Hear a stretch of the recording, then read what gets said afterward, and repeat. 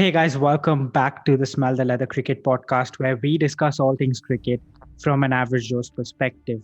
Although there's no cricket to discuss at the moment since the IPL 2021 has been indefinitely postponed due to the raging COVID 19 pandemic here in India, which we spoke at length about on our last podcast, which came out just a few days before the said announcement. And so we've decided to take a step back to come up with a series to discuss cricketing marvels. Yeah, that's what we are calling it, where we take a look at the careers of some of the best this great game has seen. And we are kickstarting the series off with the greatest of them all, the man whose career encapsulated a nation's emotion with a smile so radiant, a twitch of the shoulder so polished, and technical astuteness in batting of the highest order. It is none other than the little master, and a master he is, Sachin Ramesh Tendulkar.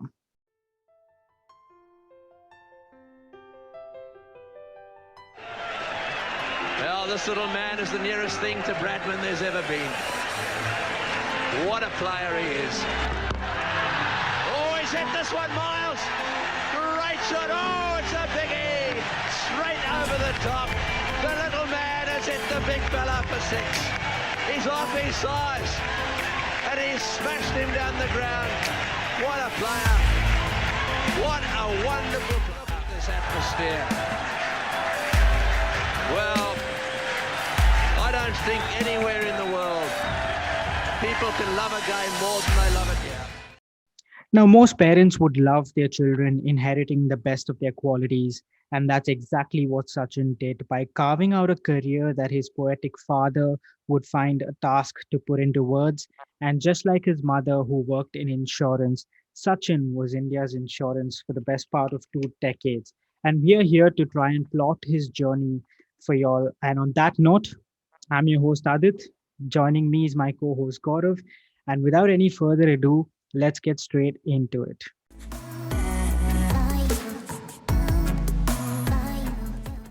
It's me again, and I realize I haven't let my co host put in a word yet, but he is one of the biggest Sachin fans I know, and we're sure to get some amazing insights, including some lesser known facts, might I add. And in the interest of our listeners' attention span, which isn't very great, and also to encapsulate the career that this great man has had, we're going to be covering Sachin's career of his early cricketing days up to his international call up and also his first test century in this particular podcast.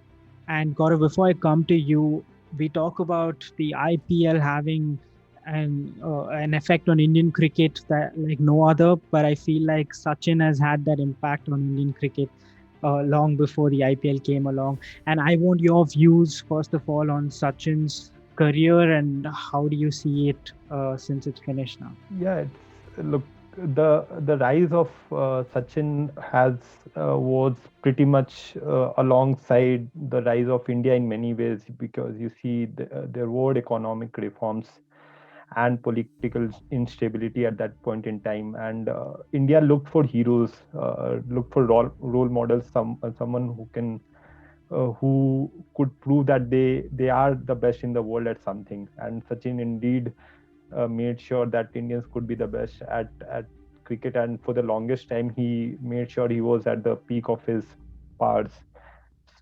And India in many ways related to his journey, because he he brought out an emotion I don't think many sports person, especially cricketers, has had that impact on Indians. If you can look at it, be it the 83 heroics of Kapil Dev or that six in the finals of 2011, but those were particular events. With Sachin, it was different. Every run that he made felt like it was ours, and that's why celebrating alongside him was so organic, I think. Yeah. That's very well put. And now I don't want to take up much of this podcast's duration by talking about Sachin's early life and the role of his brother Ajit in his career and his coach Ramakant Achrekar, who deserve honorary mentions, but these are well documented facts. And obviously, you don't have a career like Sachin has had when he started playing so early for the country without having to make huge sacrifices. And he's no stranger to that. So, although one interesting tidbit which I learned of just recently was that Sachin was considered a bully in his childhood days, which just blew my mind. In fact, the very reason he was introduced to cricket was to curb his mischievous behaviors, and that really was a match made in heaven as he transformed all of his bullying skills to his bat and really bullied the bowlers for 2 decades of his career. Now, Gaurav, his school cricketing days, give us some insights as to how that was. He started at the age of 11. Take us through that. Yeah, so it's interesting actually. He was in a school in Bandra, New English school that was, and which was different from where his coach used to be. That was a Shardashram Vidya Mandir school. So hence initially it was tad bit difficult for the coach to give the entire guidance to him. Hence he suggested his parents uh, for Sachin to move to Shada Ashram Vidya Mandir school, and which they happily agreed to. And Sachin was he was overly excited, in fact, to know the fact. And there's an interesting fact: for 55 days he used to practice non-stop. He had a 2-hour game, then took a break for an hour, and again a 2-hour game. That was done for non-stop for 55 days. So amidst all the talent that we speak of, the first thing that at least it comes to my mind when you talk of Sachin is talent, because he was immensely talented. But it was a lot of hard work as well, which went in his schooling days.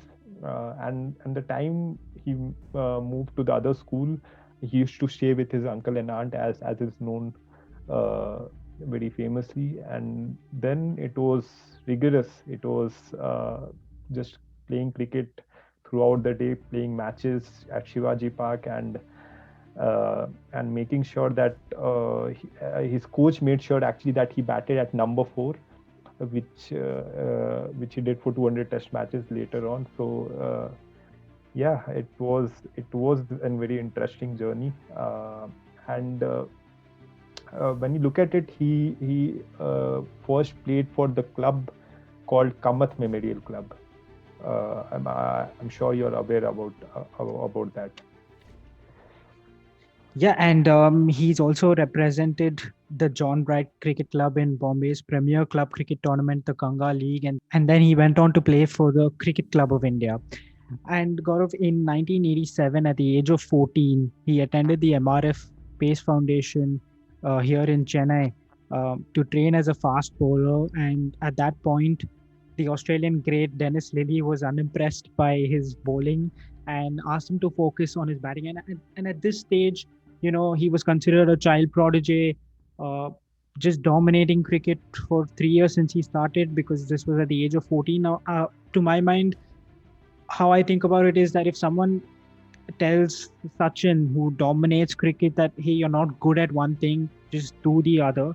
Um, is it surprising? And we know how steely Sachin is. Is it surprising that he just took that advice straight away, or is there a story there that I'm not aware about?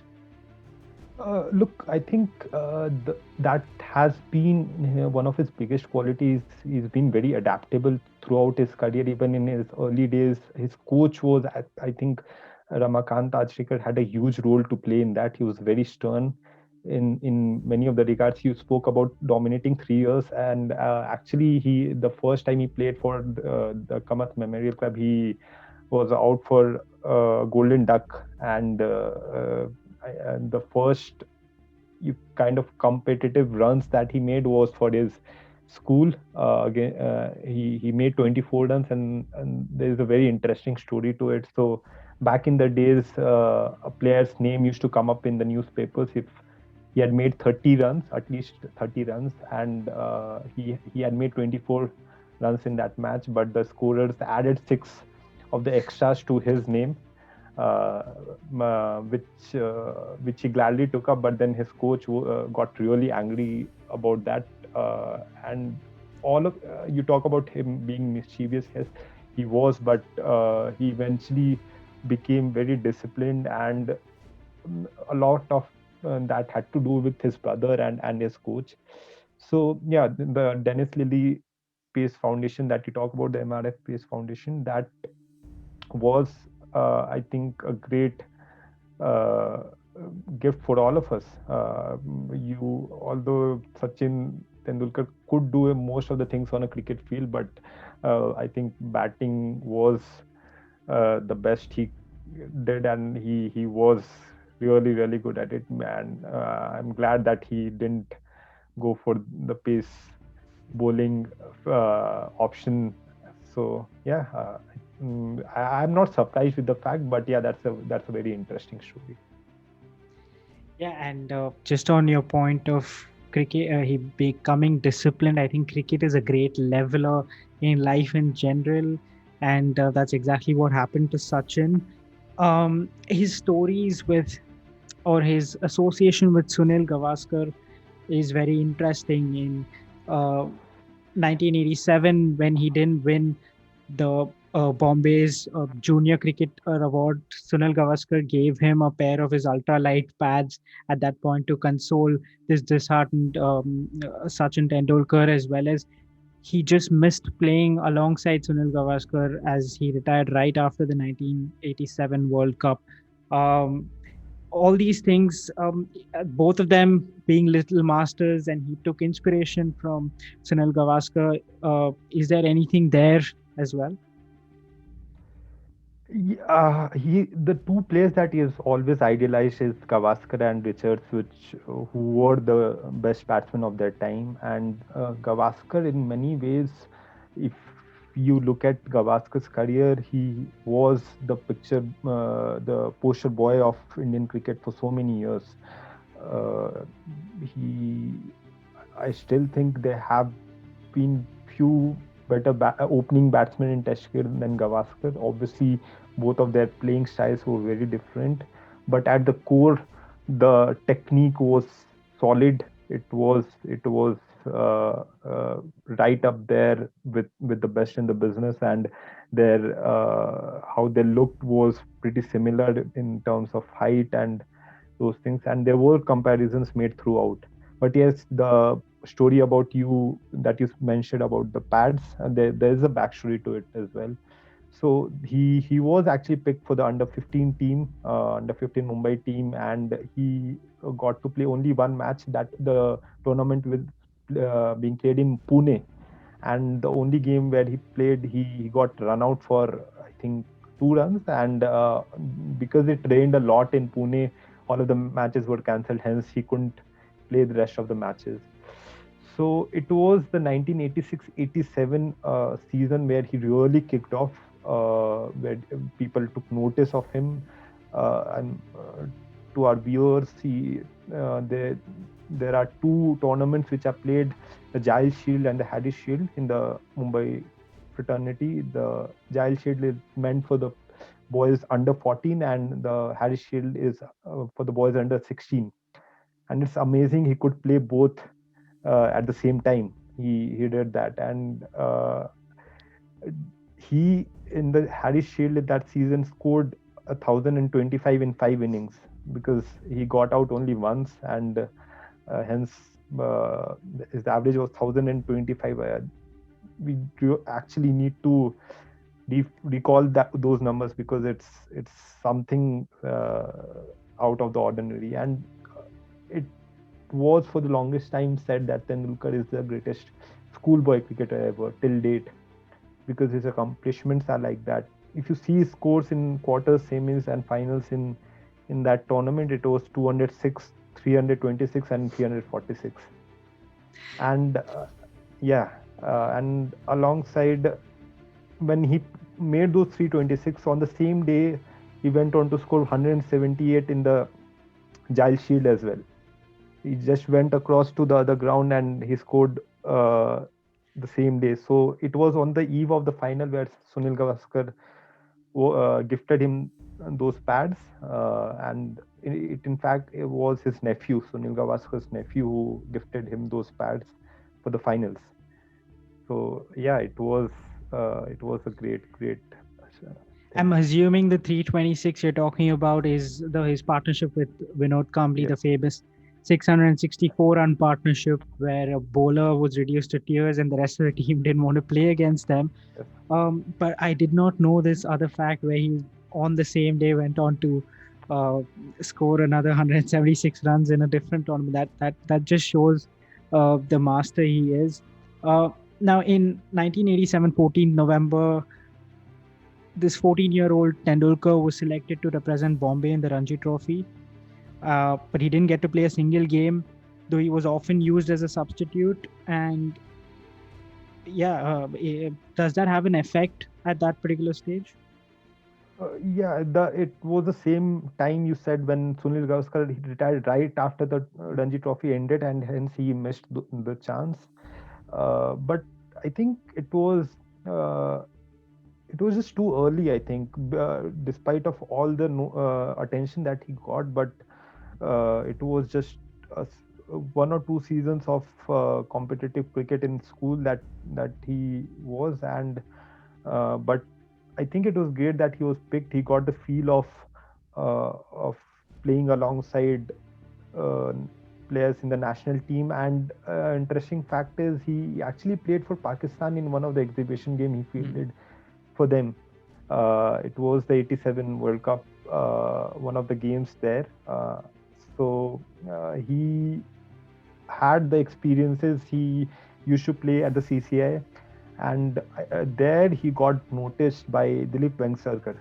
He was playing against Kapil Dev, and there when Dilip Vengsarkar thought that he was ready to play for the Mumbai team in the Ranji Trophy tournament. And it was the '88 season where he made his debut. Obviously, he scored 100, becoming the youngest to score a Ranji 100. Yes. Yeah, and he also has the record of scoring a century on debut in also the Deodar and the Tulip trophies, which were the prominent trophies at that particular point in time. In fact, that 1988-89 season, Tendulkar finished as highest run scorer for Bombay, scoring 583 runs at an average of 67.7. Yeah. And since we're entering that phase of 1988-89, which was on the fringe of that tour to Pakistan, there is a selection story to that whole tour, and you can shed some light on that. Yeah, so right after the debut 100, he actually also scored 100 on his Irani Trophy debut, and that was the game where he got selected for the team to go to Pakistan. But before that, the Ranji Trophy game where he scored 100, the team was picked to go to the West Indies, and he wasn't picked, and he expressed his disappointment. That attack was Marshall, Ambrose, Walsh, Bishop, and Pattison, and he expressed his disappointment not to be there, which shows 15 at the time, by the way. 15 at the time, yeah.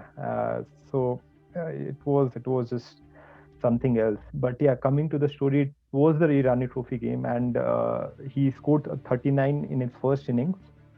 And it was that evening that he was picked to go to Pakistan, and it was quite a story. So the second innings, India were 9 down, and he was batting on 86, and one of the players, Gurdan Charan Singh, a batsman from Punjab, he fractured his finger in the first innings, and hence he was not supposed to bat in the second innings. But Raj Singh, the then head of the selectors, actually insisted that batsman to go out there and help Sachin to get 100. And he went in there, and Sachin actually ended up getting a 100. So Sachin was noticed by people. He was taken care of people from BCCI, from the Mumbai cricket fraternity, and from famous cricketers. So it was a journey not only of him, but so many people alongside. alongside Tendulkar, who made sure that his talent didn't go unnoticed, and he made the best of his capabilities. There's this great story when he actually got picked for the team to go to Pakistan. So the selectors, they were actually confused whether to give this guy a chance or not, because he was 16 at that time, and that attack was Wasim Akram, Waqar Younis, Imran Khan, and Abdul Qadir, one of the best in the world at that time. And so Raj Singh, the then head of selectors, as I mentioned, asked to one of the ex-cricketers called Naren Tamhane that whether or not Tendulkar should be picked, whether he'd be able to handle the pressure. And Naren Tamhane told Raj Singh at that point in time, about a 16-year-old, that Sachin never fails. These were his words. And that was the buzz around Tendulkar at that point in time. For a man who's played one season of Ranji Trophy cricket and one Irani Trophy game, and one of the selectors being told by the other selectors that Tendulkar never fails, was just we have to think and just realize the recognition that he was getting at that point in time. Yeah, if a selector is talking that of a 16-year-old, it's just difficult to believe all of this in the modern day cricketing world. But coming to the tour of Pakistan in 1989, the tour in itself was not that entertaining in the sense that all 4 test matches were drawn, and but there's always that competitiveness between India Pakistan as we know it. And the first test match was in Karachi. Tendulkar makes his debut there, bats at number 6 for India. You have the likes, as you mentioned, of Wasim Akram. Waqar Younis was also making his debut in that series. And Sachin came out to bat. Pakistani bowlers were not going to bowl any full deliveries for him to hit any of those cover drives, as we've seen throughout his career. But how do you describe that first innings where Sachin scored 15 runs for India? Yeah, he didn't look comfortable at all. It was a spicy pitch. It was, and they were at the peak of their powers, the Pakistani bowlers. And obviously, there's this story that he says always that the Wasim Akram over, that he bowled a bouncer and then he expected the Yorker, and the next 3 ball all were bounces, and he told himself that welcome to Test cricket. So it was nothing like what he faced in the domestic circuit. Obviously, it was the bowlers were much faster, and their abilities were so much greater that what you see and get to play in the domestic cricket. But I think he learned very quickly. As you mentioned, he scored 15, but in the next match itself in Lahore, he scored his first Test half century, 59. I think the partnership with Sanjay Manjrekar was there, more than 100, and yeah, it was. He he probably thought that he belonged to that level, and yeah, it was great to see the rise of Tendulkar from there. Yeah, as you mentioned, in the second test, he scored his first half century. Third test was more of a batting track. Both sides played only 1 innings each, and Sachin got 41 of 90 in that innings as well. Now, coming to the fourth test, the Sialkot test. Yep, India scored 324 in the first innings. Pakistan scored 250, and then on the final day of the test match, India were reduced to 22 for 4, and in walks out Sachin. And Navjot Singh Sidhu, there are clips on YouTube of him describing this story where he walks out to bat. First ball, he gets a bouncer from Waqar Younis, hits him on the head. There's blood all over his from his nose, his shirt, everything. And then the Indian doctor walks out, gives him an ice pack, whatever. And then Sachin said 2 words that changed Indian cricket will look better, and I'm sure you know what those two words are, Gaurav. Yeah, yeah. He said "मैं खेलेगा" was the words, and yeah, it was a very interesting story. Just showed the courage the man had at that point, and he played some really good shots after that. Uh, he ended up saving the test match for India. He scored 59 in that test match and in the second innings, and made sure that Pakistan didn't win the series, which in itself was a victory for India to go to Pakistan and save the test series. So all in all, it was a very dramatic debut series, I would say, for Tendulkar, because no one took him seriously, the opposition bowlers, and obviously was made fun of, that you would expect in an India Pakistan game where uh, big guys are being bullied. Then you're bound to get some flack, obviously. But then I think he took it brilliantly, and yeah, he did pretty well in his debut series. He spoke about him hitting good shots after that incident. In fact, the very next ball, he anticipated a Yorker, uh, and it just shows that even in that state, he had the presence of mind to stand a little bit back on his crease to hit that ball for four. And Navjot Singh Sidhu as well hit a 97 not out to save India that game. And then came the ODI series where Tendulkar made his debut in the second ODI, got out for zero in that particular innings.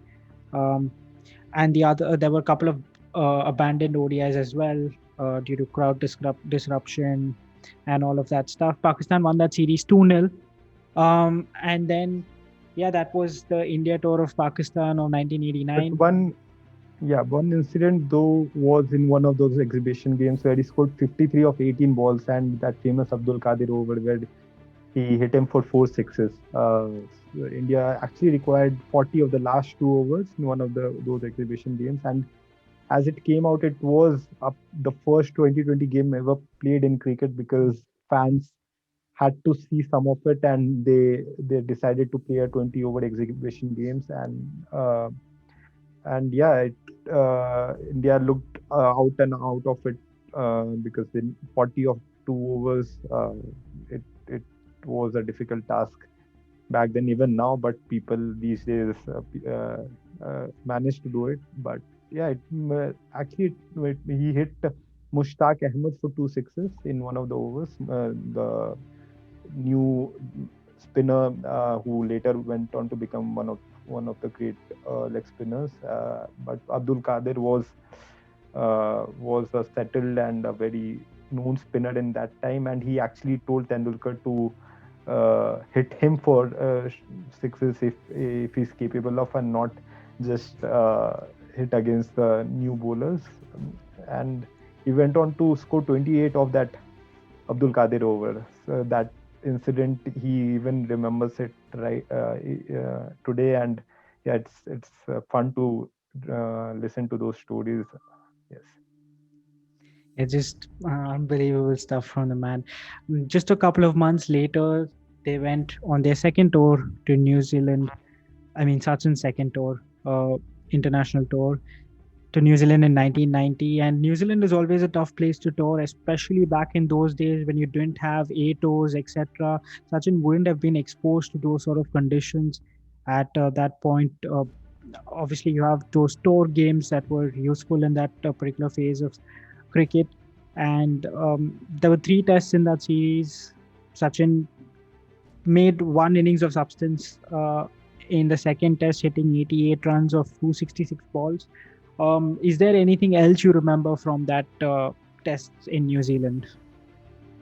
Yeah, as you mentioned, there was nothing really extraordinary in that series, but the one thing that did stand out was how he adapted from the first test to the second game, because the first test he got out for a golden duck Yeah, against Danny Morrison, and in the second game, the first game was at Christchurch. yeah, It was a very spicy wicket. The second game was an Napier, much more settled wicket, but just the ability to let that thing be in the past and focus on your game. And he actually missed out on the 100.